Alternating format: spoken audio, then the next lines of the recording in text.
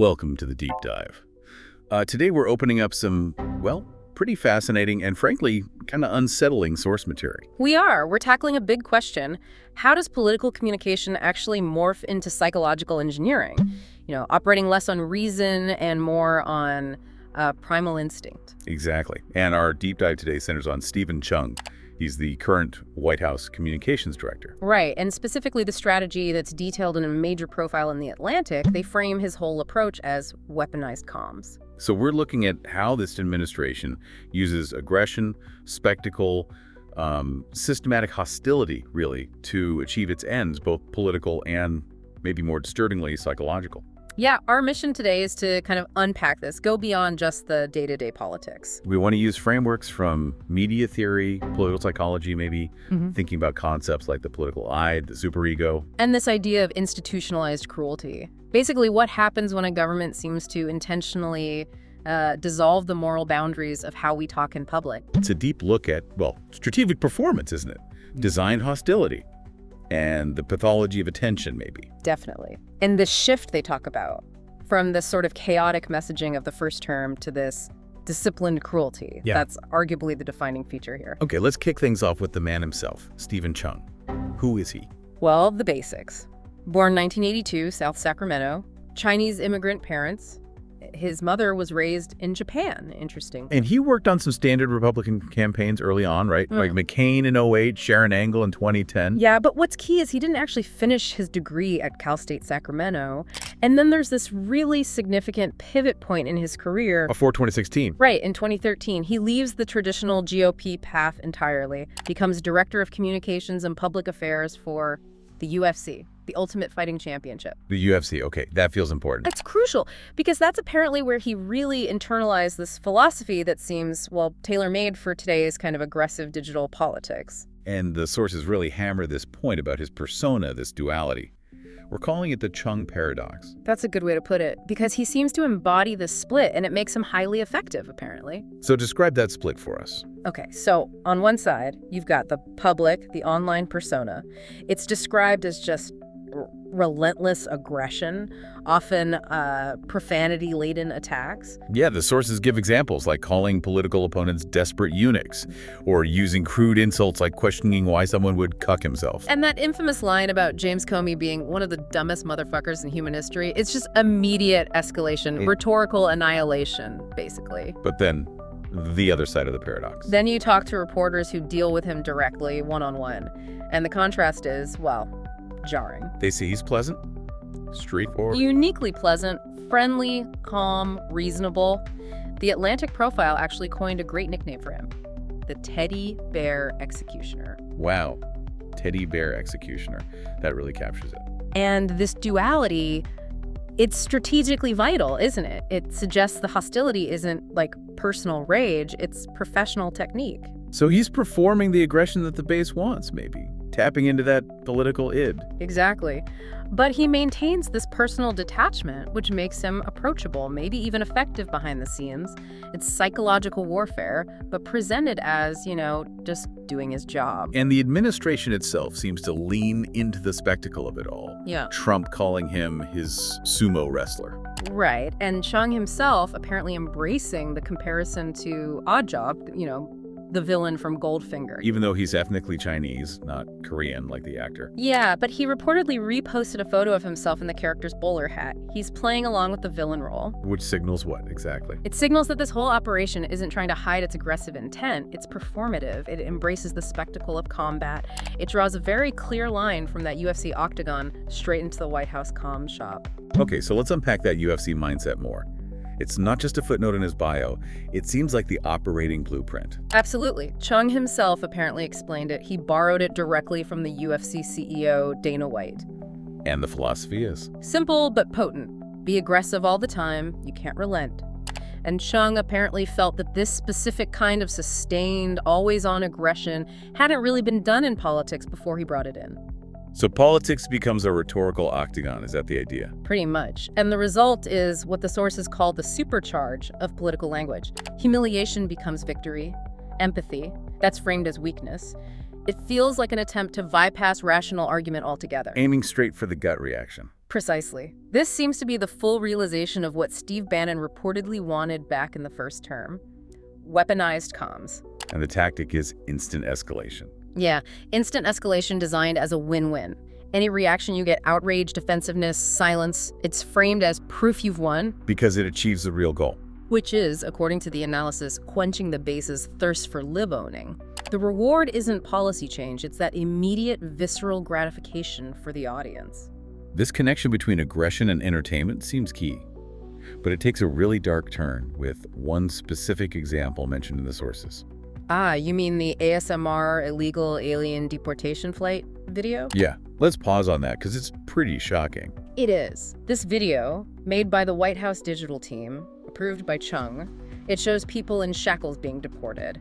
And the title explicitly invokes ASMR. ASMR, that feeling people get from pleasant sounds, like whispering or tapping. Exactly. Autonomous sensory meridian response, usually associated with relaxation, pleasure. So the implication here is just incredibly corrosive, isn't it?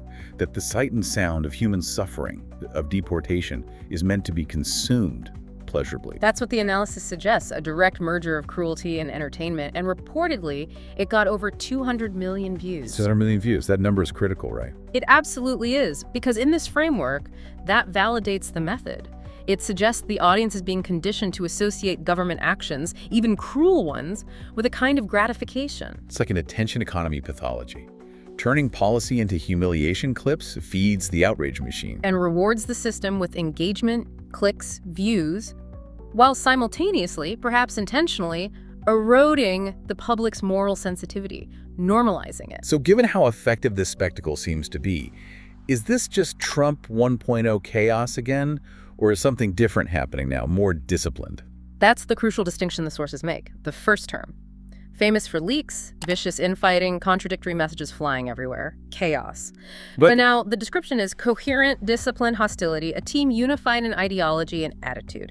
And this is where I think the psychoanalytic framing really helps make sense of it. Okay, so moving beyond just personal chaos to a systemic structure. You mentioned secondary narcissism institutionalized.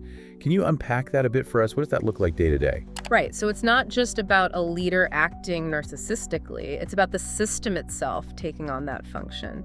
It's about achieving what some might call identity fusion. Identity fusion. Yeah, where the leader's persona and the state apparatus merge.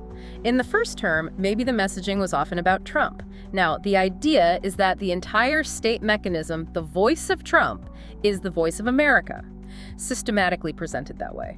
The leader's ego effectively becomes the state's reality principle. And the consequence of that fusion is that any criticism of the leader, or Cheung acting for him, becomes framed as, what, disloyalty, treason almost. Exactly. The system, according to this analysis, is designed to colonize perception itself. The end game is to monopolize reality, control the narrative loop, define what's acceptable discourse. And we see examples of this, like controlling press access. Definitely. The sources mention banning the Associated Press because they wouldn't use the administration's preferred term, Gulf of America, instead of the Gulf of Mexico. Right. While at the same time giving preferential access and treatment to outlets seen as deferential, like Bannon's podcast or Real America's Voice Network. But isn't that just political hardball? Yeah. Rewarding friends, punishing enemies. Hasn't that always happened? That's a fair question. Where does standard practice end and something new begin? I think the psychological difference highlighted here is the goal. Which isn't just controlling the narrative. Maybe it's controlling the affect, the emotion. Yeah. The analysis suggests the goal isn't just persuasion anymore, it's conditioning. Conditioning for what? It seems to aim for three things. First, desensitization. Normalize cruelty until those moral boundaries just erode away. Okay. Dependency. Keep the audience hooked on the emotional roller coaster. The outrage cycle becomes addictive. It's the attention economy weaponized. And third? Immunity. By making the discourse so relentlessly aggressive, moral criticism just bounces off. It loses its power. The system becomes immune to shame because its main output is dominance, not, say, reason or morality. That idea of immunity, the lack of shame, it leads to maybe the deepest psychological point in the analysis. Yeah. This is post-shame communication. Exactly. It's different from old-school propaganda that maybe pretended to be virtuous. This approach, the sources argue, openly fetishizes vice. It doesn't hide the aggression, it flaunts it. Which represents You know what? an attack on restraint itself. That's the argument. It's framed as a kind of psychological offensive against the collective conscience. We need to bring in the concept of the superego. Okay, the superego. Freud's idea of our internal moral compass. Conscience, restraint, the rules we internalize. Basically, yes. The moral architecture of society, or the individual. And Cheung's doctrine, as described, seems designed to attack this directly. How does it attack the public superego in practice? By systematically inverting key values, it takes decency, frames it as weakness or hypocrisy. It takes cruelty, frames it as authenticity, strength, or even truth. So the whole approach is, The analysis suggests it's psychically at war with the concept of maturity itself. It rewards the primal stuff, the ida's aggression, and punishes reflection, nuance, moral complexity, the superego's functions. The constant escalation actively dismantles the shared ground needed for actual dialogue. and the tools for this dismantling are perfectly suited for right now, aren't they? The digital age. Absolutely. The sources call it weaponized irony.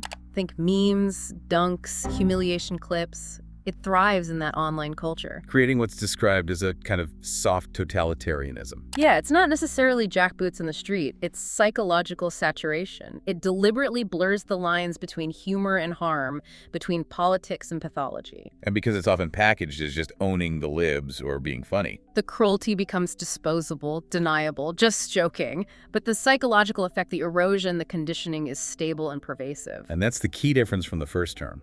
The chaos then felt improvised, sometimes self-defeating. But the current aggression, under Cheung, is described very explicitly as design. It's systematic, it's organized. And that makes it arguably much more stable and perhaps more disturbing in the long run. Why more stable? Because it's optimized for the attention economy. It works by validating the base's primal instincts, cultivating that emotional dependency we talked about, and constantly attacking the moral constraints, the superego of the collective. The goal seems to be making the public susceptible to manipulation through pure effects sidelining reasoned debate. So wrapping this deep dive up, what we've seen with Cheung and this idea of weaponized communication, it suggests the strategy isn't really about persuading the undecided anymore. It seems much more about conditioning the public, or at least a significant part of it, to equate aggression with authenticity, to equate dominance with truth. Which leaves us with a pretty challenging thought. Yeah. If the White House communications strategy has, maybe by design, weaponized the collective unconscious of resentment, what responsibility does that place on you, the individual consuming media, to actively maintain the moral and reflective architecture needed for a functioning civil society? That is definitely something to mull over. A powerful thought to end on. Thank you for joining us for this deep dive into Steven Cheung and the strategic psyche of political communication today. We really appreciate you tuning in. If you found this discussion valuable, please do follow and subscribe to the Swetlana AI podcast. We'll bring you more insights like this from the edge of research.